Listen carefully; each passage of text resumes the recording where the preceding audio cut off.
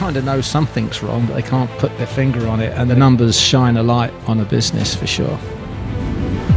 No, things aren't going well. So when we say some people come to us too late, they're mentally done.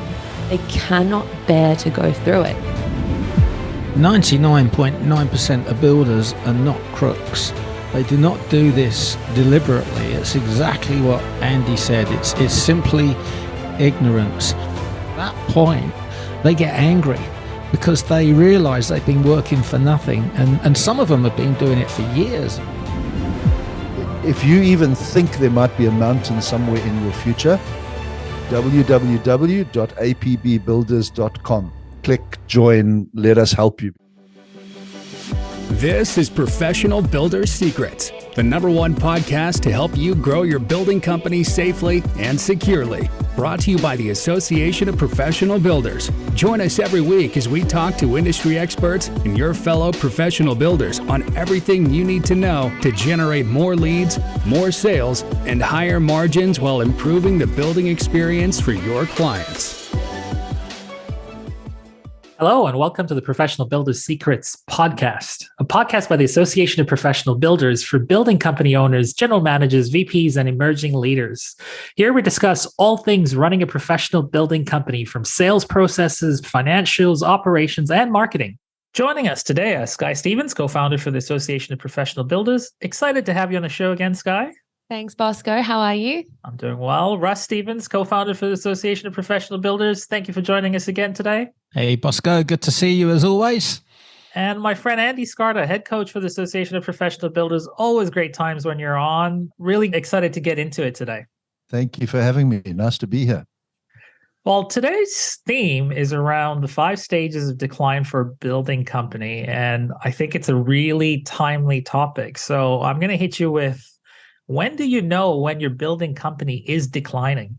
Well, that really depends on how good a builder's KPI dashboard is. And by that, I mean how well they are monitoring their key performance indicators. Now, this is the first thing that we set up our private mentoring clients with, because it enables both the owner of a building company and also the APB executive coach to look at the lead and the lag indicators for a building company. So I guess to answer your question, a professional builder that is monitoring their lead indicators, which relate to marketing and sales, they will know months in advance before their building company actually goes into decline. However, a typical builder that only monitors their lag indicators, and by that I'm referring to revenue, gross profit, and net profit, otherwise known as what we call history.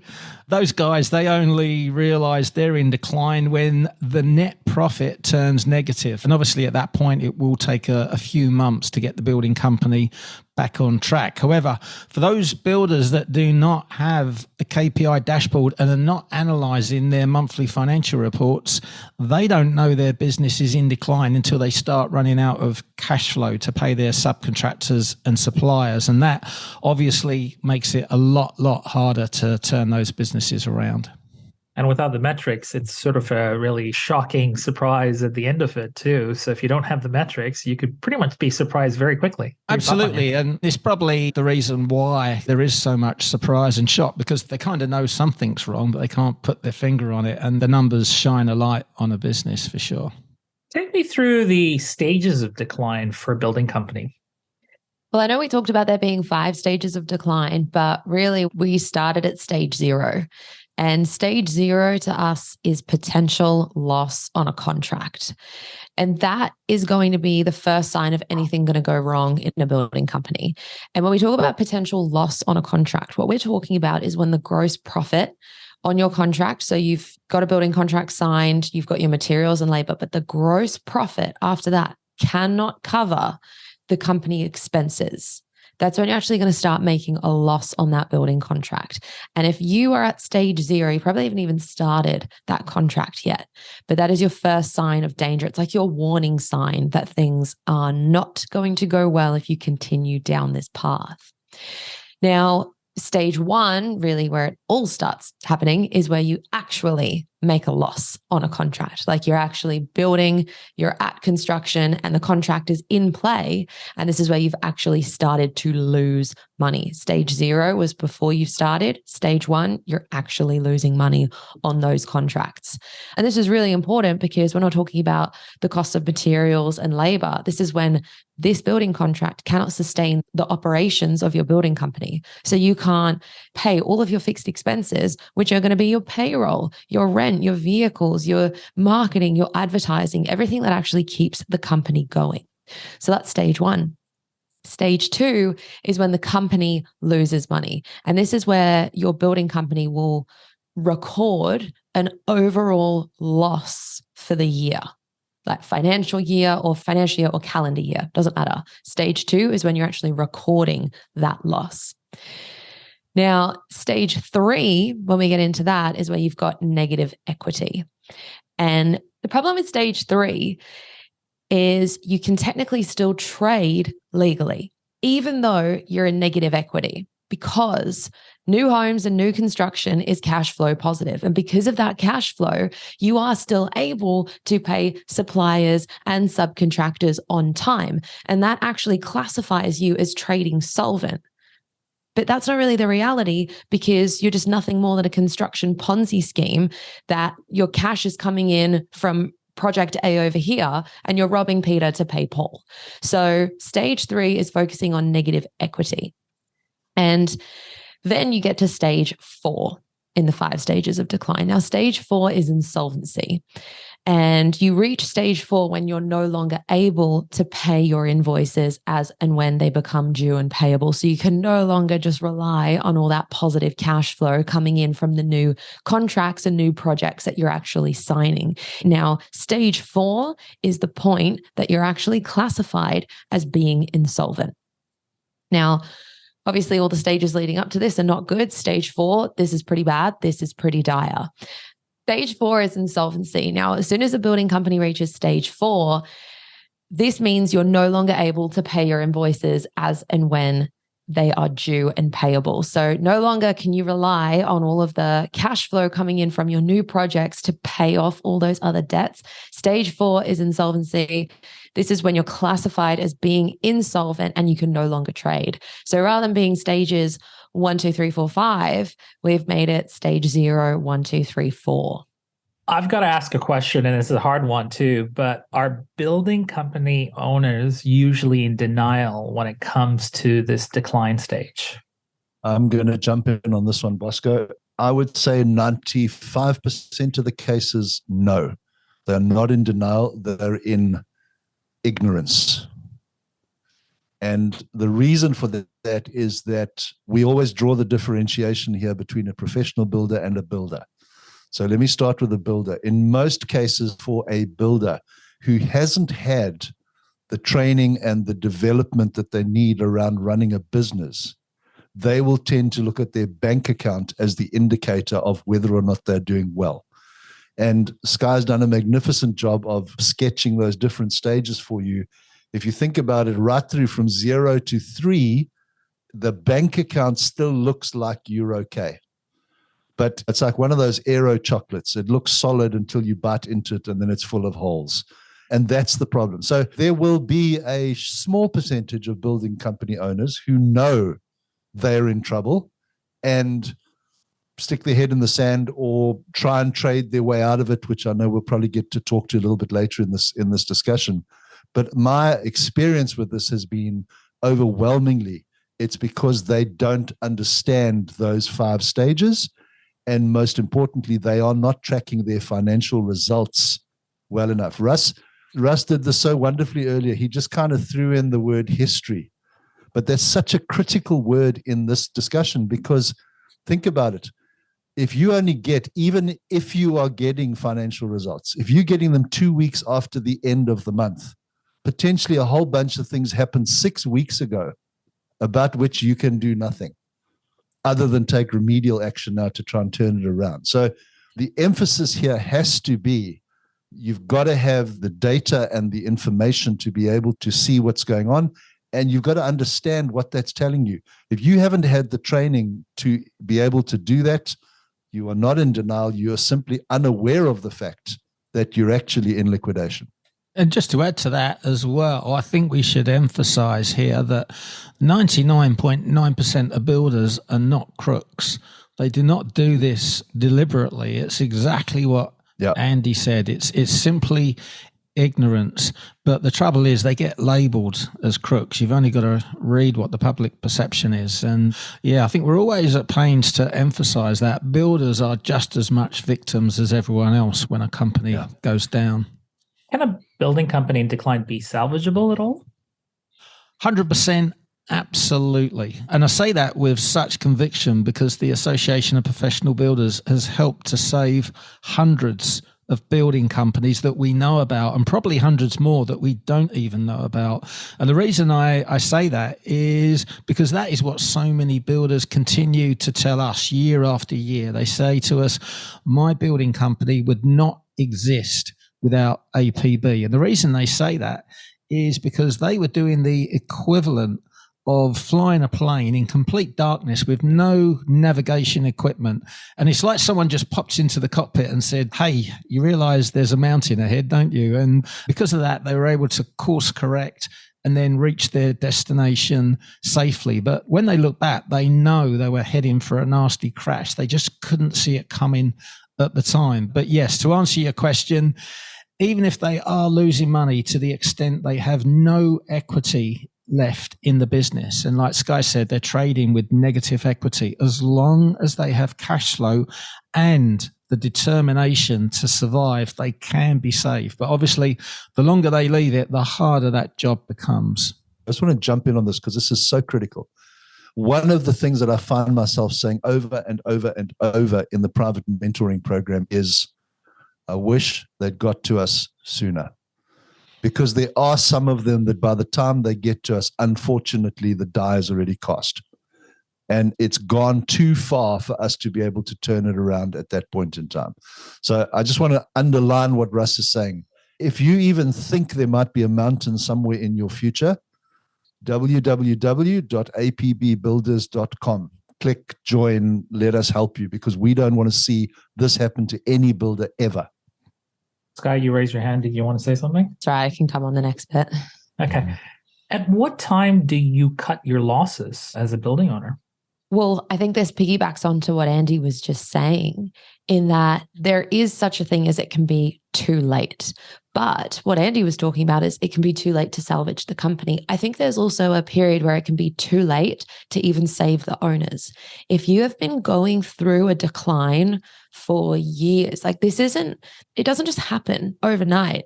This takes years and years and years to happen. It can be months if it's particularly bad, all these awful contracts, but it doesn't just happen overnight. So it's not like an unsung mystery. Like, things aren't going well. You may not have all the data in front of you, but things aren't going well. So when we say some people come to us too late, they're mentally done. They cannot bear to go through it. And I think this is what Russ said before. I think you asked the question, Bosco, can a building company in decline be salvageable? Of course it can be, but it is 150,000% up to the owners of that building company. Do you have it in you? Because it is a hell of a lot of work. My goodness, it takes tenacity like you've never seen to actually do it. It is possible, but it's not easy. And we've talked about this so many times on the podcast. What is worth having that is easy. You know what I mean? A lot of things are difficult, but this is extremely difficult. This is just different. So, if you ask the question, at what point should you cut your losses? There's a really good book by Seth Godin. It's called The Dip. It's a super short book, literally probably 50, 60 pages. And he talks about this quitting point. And before you enter into anything, work out, all right, what is your quitting point? If you don't achieve X, Y, Z, by what date, when are you going to walk away? And I think if you talk about cutting your losses, financially and in the company and legally, everything like that, you've got to seek expert advice, actually get help and work out where you financially, legally, what your obligations are, where you actually stand. If I'm answering this question from a mental point of view and mental standpoint, at what point should you cut your losses? You've got to decide, because if you're going to go and say, I am going to, I've self-diagnosed, here's where I am on the 5 stages, If you've decided that you want to be better and get better, then you have to actually commit and do. And you can't afford to change your mind or even have a few off days or a week, because this is going to be hard. But if you can get through the other side, and when you even just start seeing that glimmer of light, it spurs you on and you can keep going. But at the point at which you cut your losses, after you've got your expert advice and obligations and you've worked everything like that out, that's when you got to be really honest with yourself and be like, okay, how much can I take? What's my quitting point? What am I willing to put in to turn around? That's way more dependent on the individual running the company, to be honest. How can you pivot or make a change if you know your company's in trouble? I think this goes back to the thing we often talk about. If you wanted to be able to sit under the shade of an oak tree, the best time to plant the seed was 20 years ago. If you didn't plant it 20 years ago, the second best time is today. So the reality here is, if you are self-diagnosing, or if you're even worried that there might be a mountain somewhere in your future, the sooner you start taking action, the better. Now, Russ and Skarda have done a wonderful job of really highlighting the fact that there's two things that have to be in place if you're going to pivot. One, you have to have the testicular fortitude. You've got to have the guts to literally muscle through this, because this is going to be 6 to 9 to 12 to 18 months of really, really hard work. And I think Sky made the point beautifully. It's not that complicated, but it's not easy. So it's simple in terms of explaining how to fix this, but it's not easy to do. It's going to take a lot of tenacity and a lot of investment, and you need to be sure that you're up for that challenge. Secondly, it's critically important that we get the data side of things sorted out, that we're able to accurately see where the business is. And, in a lot of cases, I can think of a case recently that came out where the data that was being presented to the owner of the business was in fact incorrect. And because of that, to go back to Russ's analogy, the radar wasn't picking up the mountain because it was looking in the wrong place. So it's critically important that those two things, whether you do that through somebody like us and you get involved with a coach to help you, or whether you get to an accountant and you make sure that you understand what the numbers are telling you, as long as you've got the will and the data, you can absolutely, that's the point. And the earlier, the better is when you need to pivot. Can you tell us of a building company that shut its doors, and what were the key learnings from that experience? Well, quite a few years ago, I was asked to perform an audit on a building company that was part of a franchise group. And that was triggered after some subcontractors had complained about not being paid. So I took the journey down to see them and rocked up. And from the outside, everything looked good. They had a couple of nice cars for the directors outside being valeted at the time. They had a nice logoed up car for the salesperson. There was a couple of V8 utes sitting there for the supervisors and the project manager. And I walked into the office, lovely modern office. Receptionist greeted me from behind the counter there. It looked like a really good company, and it needed to, because they were doing high-end custom homes. So I then spent the rest of the day doing the audit. And by the end of the day, I'd calculated that the company was actually $1 million underwater. So that's to say their liabilities exceeded their assets by $1 million. And if the company had been wound up that day, suppliers and subcontractors could not be paid. Now, when I shared this information with the owners, they were quite nonchalant about it, quite casual, and they said it was no problem. They had another business and they would simply put more money in. And I thought that was quite a strange reaction, because I'd be hitting the panic button if I had just found that out. But the next day when I got back to head office, I found out why they were so casual. And apparently they'd spoken to head office and fell about laughing at the whole episode. They said I was an idiot and there was no way that they were putting any more money into this company. They didn't need to. And it certainly wasn't $1 million underwater. So they asked me, I said, what should we do? And I said, well, the only thing you can do, you've got to terminate a franchise, because they will go under. 6 months later, the GFC hit, and it hit hard. Literally in this particular area, contracts were being ripped up. Signed contracts that were due to start were being ripped up, and people were not starting. And obviously that just hammered their cash flow overnight. It was like flicking a switch off. And 3 months later, the company folded. It happened incredibly fast. It doesn't normally happen this year this quickly unless there's kind of other influences. But the interesting thing was that when the auditor's report came out, they were actually $1.5 million in debt. So just in that period of time since I'd done the audit, which was 9 months prior to them being folded, they'd lost another $500,000. So you can see how this kind of accelerates and just gets worse. And the key learning here was that neither they or their accountant knew how to calculate work in progress, which is probably the most important calculation in the construction industry. And the reason why the accountant got this so wrong is because this calculation is very different in construction to manufacturing. And that's how accountants are typically taught.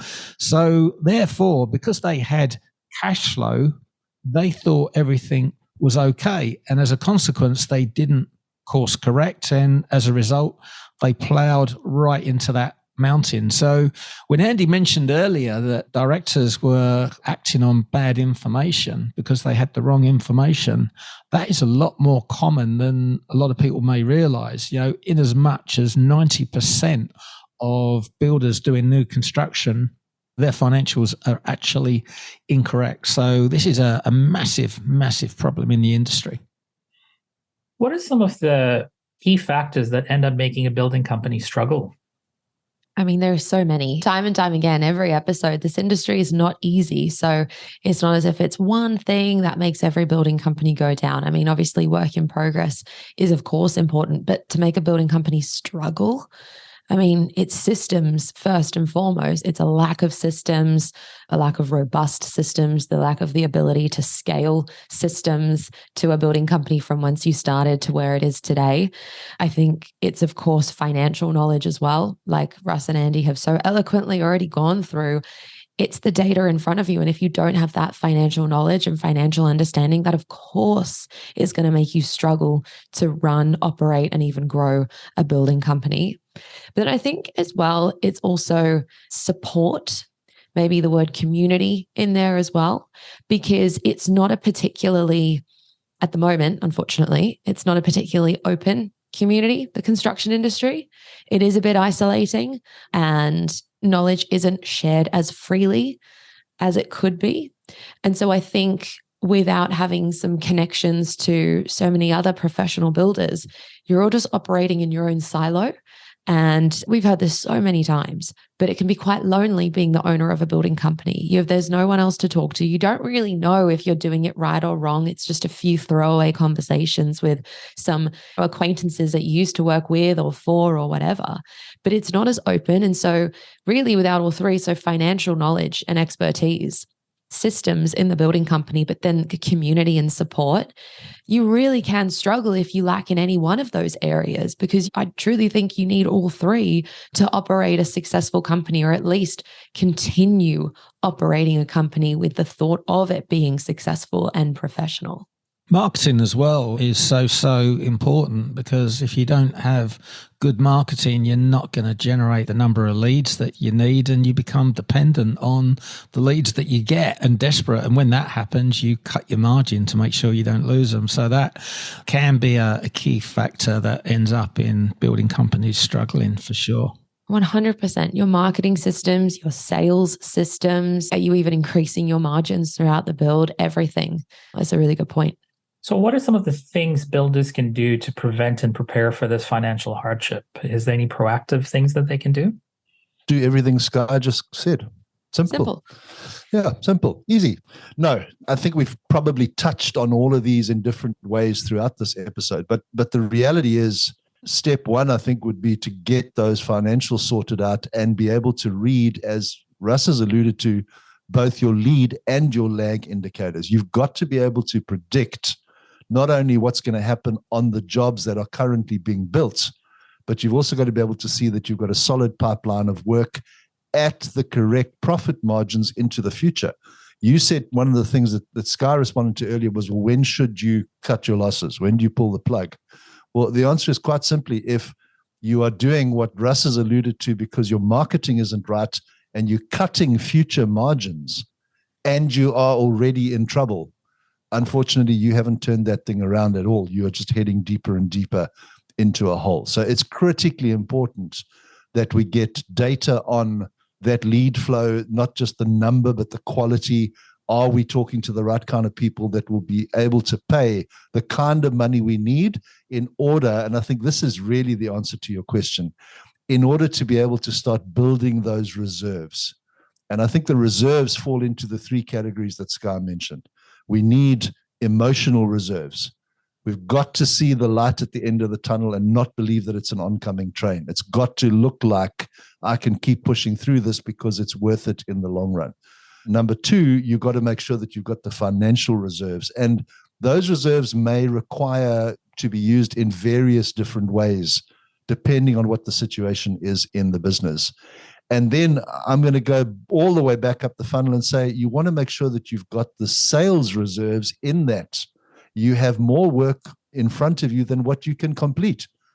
So if you've got more work that allows you to be significantly more picky about what you do, that means you can cherry pick the jobs with the biggest margins. And the bigger the margin, the bigger the spade you get in order to dig yourself out of the hole.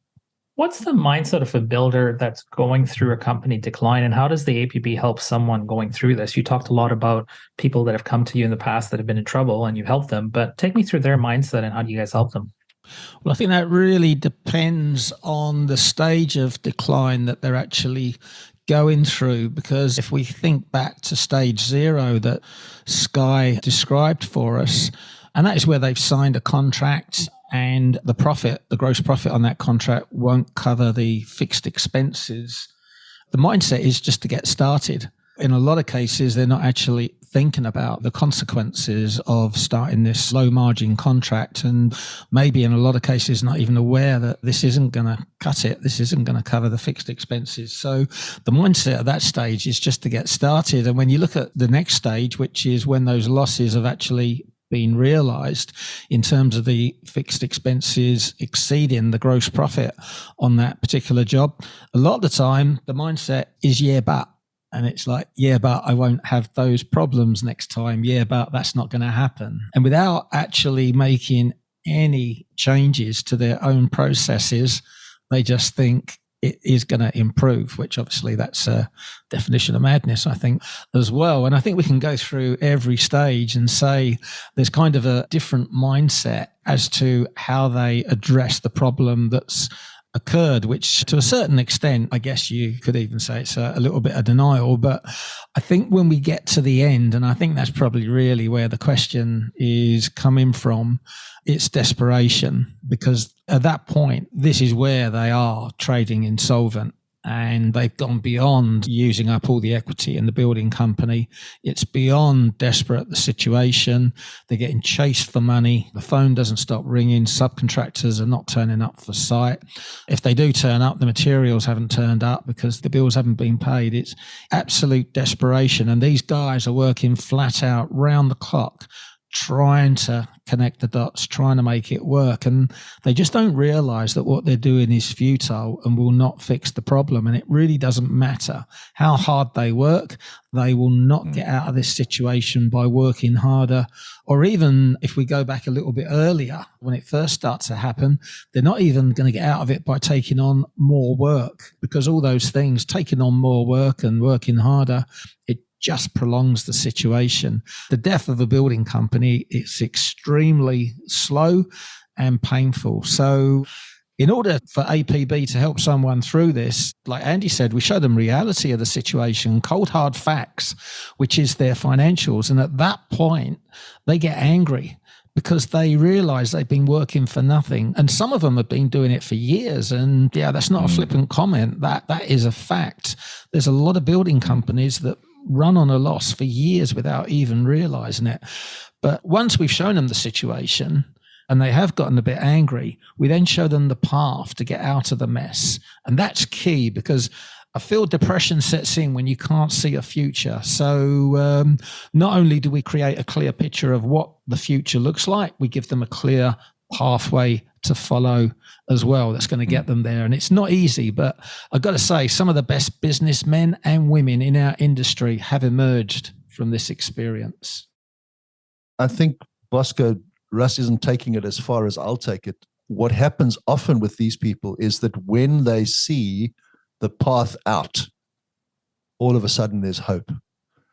And hope is the key. If you have no hope, you won't have the reserves that Sky mentioned earlier to be able to pull this thing through to where it goes. If you can see that we're going to get to a finish line, and from then on there's clear water ahead, then you can put in the mileage that you need to get it done. So that's really the critical thing, is to move that mindset from depression and giving up into, no, this is doable. And I've now got the help and the resources around me that'll get me to that process. And that's the difference though, isn't it? Because going from that dire, depressed mindset, you're very anxious about it, to then finding that hope. Well, it was actually getting support and bouncing it off of someone and actually having that path forward. And I think a lot of the time as well, the realization, the aha, and a lot of the hope comes from realizing that that plan is all based on solving the root cause of the problem, not treating all the symptoms that they were doing or that has been tried for the last couple of years, you know. But I think it's worth us taking a minute, because honestly, for what, 25 minutes, all we've been banging on about is how hard it is. It's really hard. It's awful. You've got to be able to go through it. Make no mistake, closing down a building company because, you know, you got liquidated, or voluntary administration, anything like that, that is far more painful. I think we can all attest to that. When you see people go through that, that is far more painful. It feels so much worse than if you have the mindset to get through this. And you guys correct me if you've ever spoken to any other member who's going to correct me on this, but if you were to ask all those building companies that we've mentored and worked with and stood by for all those years to get through it, if they were in a decline, to actually get to the other side, and you ask them, all that work, was it worth it? I don't think anyone's ever replied, no, I sort of wish it just went in decline. I think it just went the other way, but you correct me. I'll back you 100% on that we've never had that. And I can't see why we would, because of course we're focusing on the dark side of this industry primarily with this.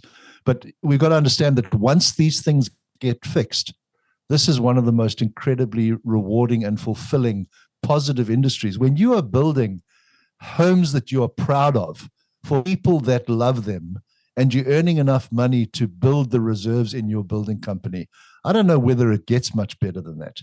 So the reality here is, again, I want to make sure that we balance this equation, Sky, as you've just said.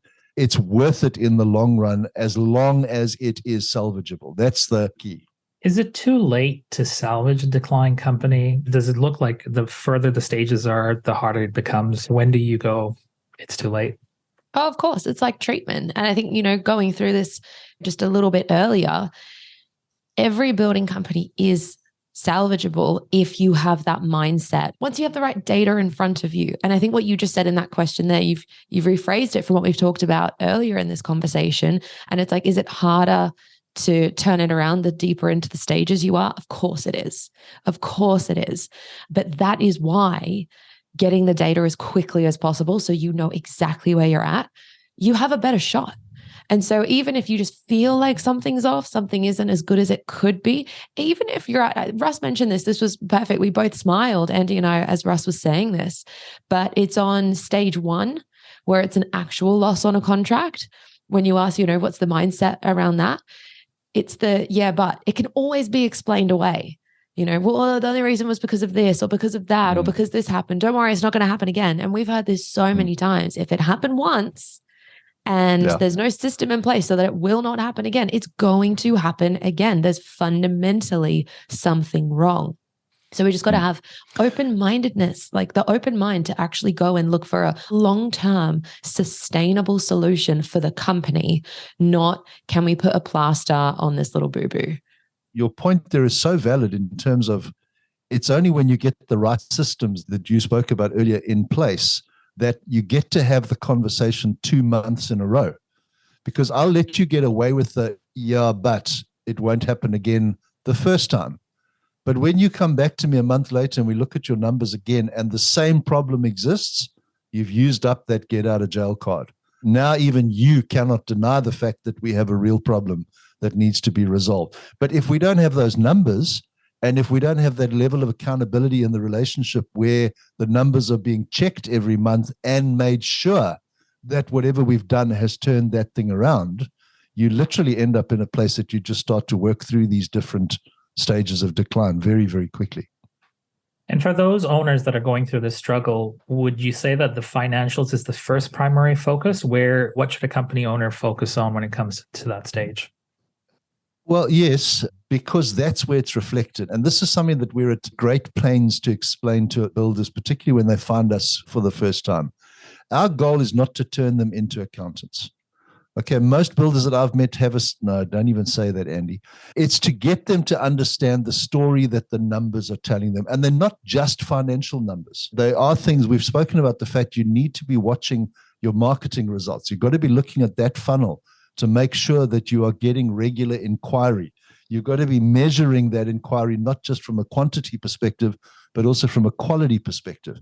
So it's not just hard, cold financial numbers. But the truth is, in any business, everything you do is reflected in your numbers. I heard this beautiful quote yesterday. Every single business is engineered to achieve the results that it does. I mean, that is just such a wonderful quote. Yeah.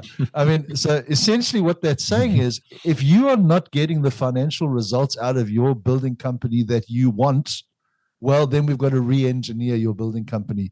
And the sooner we get into that, the better. It's not just financials, but that's probably where we're going to first start to dig.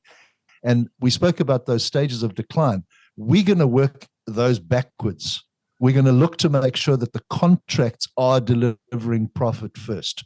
Because if they're not delivering profit, you haven't got a hope in hell of getting net profit out of the business. It's literally taking those things apart and then looking at each of them individually and then putting them back together in a way that's going to give us a different outcome.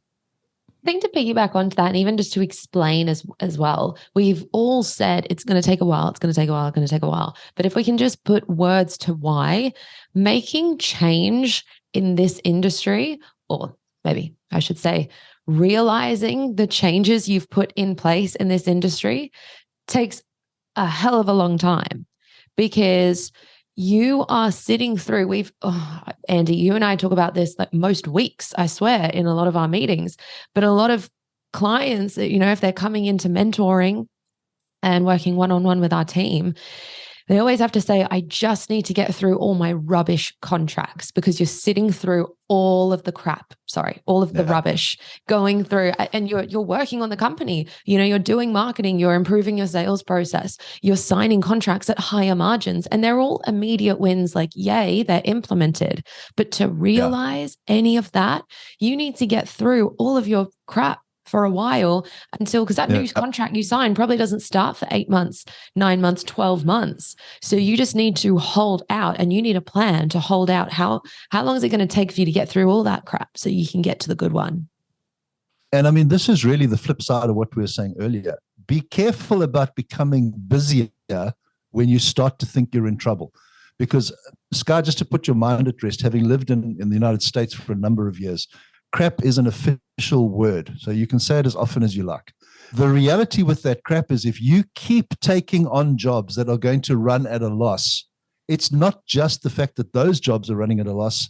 You are using available capacity that now cannot be used in a job that is going to generate real profit for you. Mm-hmm. So it's that opportunity cost that you're also losing out on if you continue down that particular road. So it's really, as we're talking, I'm thinking about two wonderful human beings in Western Australia who came to us with 2 contracts signed, and they were very proud of the fact that these contracts were ready to go until we looked at the margins. And you know what? I've watched those 2 people literally work for the last 18 months to get those things out of their hair. But I tell you what they've done. They've used them to learn from. And they are now sitting in a completely different place. They're now sitting in a place where they've got contracts lined up that are at good margins and are ready to go, and they will never, ever make that mistake again. And that's the key here. We often talk about management philosophies. The growth mindset says, if we're going to fail, then let's fail forward. Let's at least take the learnings that we can get from the mistakes we've made and not repeat those things again. Change those systems, as Sky has said. Go in there, find out what led you to that place. Turn it around, start again. The next one that comes in is going to be better and better and better. And eventually, the crap is out of the system and it's clear water. It's beautiful. If a company is declining, and we've talked a little bit about the mindset, we've talked about the owners, we've talked about the systems. Let's talk about the people inside the company. Let's talk about how do we take care of the people affected by this crisis long term? Well, first and foremost, when you're on a plane and they say in case of emergency, oxygen masks are going to drop down in front of you, secure your own first before helping others. I don't want this to come across very selfish in any way. I do want to caveat that exactly what I mean by this. But your company, your building company, quite literally takes care of so many people. You got employees, you got contractors and subcontractors, you've got clients. But not only that, all of your employees have a family and responsibilities, and clients have a family. And, there's this effects, and this ripple effect is crazy. So first and foremost, you always have to be protecting the company. So when I talk about putting your own oxygen mask on first, you have got to be in the right headspace. You have got to be able to take care of yourself so you can do what is right for your company, because your building company takes care of so many people. And that's what I mean by putting your own oxygen mask on first. Protect your energy, your company, and how you are going to get through this. Get help, get professionals on board, get that advice, get a plan going, and protect this company. But then, like anything, I mean, we've talked about this, when the P word struck, or the C word, I should say, but a pandemic hit and everything was changing in the world. What was one thing we kept saying over and over again? We were talking about over-communicate. You want to communicate situations to people. Now, I'm not saying you need to go out and say, we're in a really bad situation, everything is terrible, blah, blah, blah. But when you are proactively making changes, give them the why. Okay, we need to operate more efficiently. We're going to put this in place because this, that, and that. You know what I mean? So we need to get way better at our communication. If we're just working like a crazy person to take care of everything, but we cannot communicate why that's important to anyone else, do you think anyone on your team is actually going to help and pitch in or really understand why you're doing what you're doing? So the communication part is so important as well. And I think just to amplify what you've just said, sorry, Bosco, we had a recent case. There was a pretty serious case of decline, et cetera, and the building company owner really didn't think that his team was going to respond well to what was going to be needed in order to fix it until he actually spoke to them. And what he found was, in fact, completely the opposite, that as soon as he communicated clearly what had happened and why and what was going to be needed to fix it, everybody rolled up their sleeves and got involved to turn it around, for the exact reason that Sky's just mentioned, because they all have a vested interest. That supplier and those subcontractors, Russ spoke earlier about the guys won't come to site anymore because they haven't been paid and the materials haven't been delivered. That's because of a lack of communication. If you are honest with people and you tell them where you're going, and see, here's the beauty of the plan. Once the plan has been worked out, we can tell you to the day when people will get paid. Literally, you can give somebody a payment schedule for the next 12 months that says, I will pay you this amount of money on that date, that date. And what they can see is it's actually in their interests to help you through this process, because they will end up in a far better situation by the end of it. So this side of this is critical, that this communication thing, and this, we're not saying go and air your dirty laundry in public, but what we're saying is make sure that you're able to communicate what the problem was and what we are doing to fix it clearly to everybody involved with the business. That shows good leadership, doesn't it? When we have this clear communication and articulate what we're going to do, we instill confidence in our team and they can follow. But yeah, the exact opposite happens when you don't have that communication. It feels like a rudderless ship and people are looking to jump overboard. Well, literally, people know. People aren't stupid. People know when things aren't right. People hear the whispers. Oh, you haven't been paid such and such. Oh, the payroll was late, or materials weren't paid on time, or you know what I mean? Like, and people talk. So people aren't stupid. People know what's going on, and it's not going to give you any support. So they're going to go looking elsewhere. I mean, think about it. Genuinely, everyone listening to this right now, think about how many interviews you've done when you're hiring people. And that key question when you're asking, why are you looking to leave? How many times have you heard what's happening at the company, whether things aren't running right, or there's been all these redundancies, no one's talking, and this is happening, and so they just need to look elsewhere, or it doesn't feel so secure, they're going over here. People know. So you've got to be able to communicate and actually instill confidence. And it's a skill on communicating your plans, you know? And, you know, as we're talking, I'm just thinking about how many husband and wife teams we have who run building businesses together. And I just, again, want to, in case there is somebody listening to this where this is a very real part of your life, you need to understand that this is not the time to alienate people around you. This is the time to be honest. This is, in fact, where you need to be hugging those people that are close to you a lot more than what you normally do, because they're also scared. And it really is one of those things where the damage is not just to the building company or to individuals, but it can seriously damage relationships, marriages, et cetera, and obviously we don't ever want to see that happen if it's avoidable. For our listeners out there, what are some of the resources available to help builders in trouble, I guess? I've got to get in. Of course, it's www.apbbuilders.com. No, but seriously, if we are not the right solution for you for whatever reason, and we fully accept we aren't the right solution for everybody, the key is get help from the right people. So if it's financial help you need, I always talk about finding an accountant who has the heart of a teacher. If your accountant, or for that matter, any professional service provider, cannot explain themselves to you in language that you can understand, find another one. Because at the end of the day, it doesn't help you that people are using terminology and language that goes over your head. And that's not in any way to say that anybody listening to this podcast is not intelligent. I keep going back to this. I have absolutely no idea how to crochet. None whatsoever. Not because I'm unintelligent, but just because nobody's ever taught me. And to be honest, haven't really been that interested. I guess I could have learned on YouTube. But the point I'm trying to make is not understanding things does not mean that there's something wrong with you. It just means that the manner in which it's being communicated to you is not right. So go out and get the help from a professional. Obviously, at the APB, we have a range of resources available. There's a ton of free stuff on our website. We give away incredibly high quality content that'll help builders through this thing. There's a wonderful article on this exact subject, in fact, in our blogs that will explain a lot of the detail behind what we've covered today. And obviously, one of the things that gives us as a company the most intense satisfaction is when we are able to help people turn these situations around. So coming on board as a member, obviously, is step one. That gives you a bunch of information. If you are further into the process and you need more urgent help, getting into our private mentoring program would obviously be something else that people could consider. And you know what? If all else fails, buy the Professional Builder Secrets book.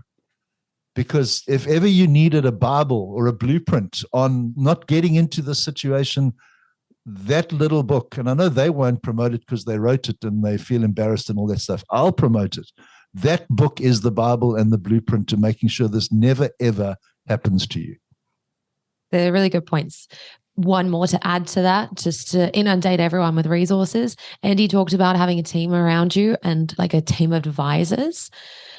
Check out the APB Rewards partners. So if you go onto our website, we'll put it in the show notes, look at all of the partners, preferred partners we have under APB Rewards, because these are all vetted by APB and they can cover things from accountants and bookkeepers to estimators to different software, marketing services, anything you need.